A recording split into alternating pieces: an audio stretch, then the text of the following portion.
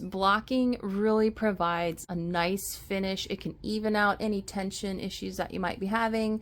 And it also provides a really nice edge when you have to do any seaming. For, in this cowl, I'm going to seam this edge to the top edge. It's a bandana cowl. And I find that I really prefer blocking my knits before I have done any seaming because it helps me do the seaming a little bit easier.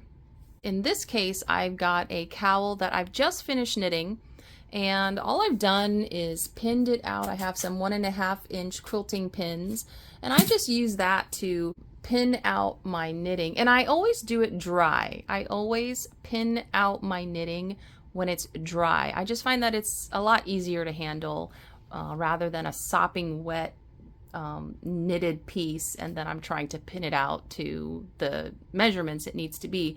So I prefer just pinning it out dry, and I've got a pin about every inch or so, just something that helps me maintain a straight edge. And I pin it out and then I spritz water. I just give it a good, spraying everywhere. I don't usually make my knits sopping wet. I'll just spray it lightly, then let the water kind of absorb into the knit, and then it'll only take a few hours to dry.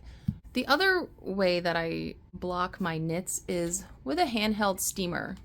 So you just put water in here and then you press the nozzle and it'll shoot steam. Just kind of go up and down or side to side, just really slowly while it's shooting the steam out onto your knitted piece. And I find that that works just as well also.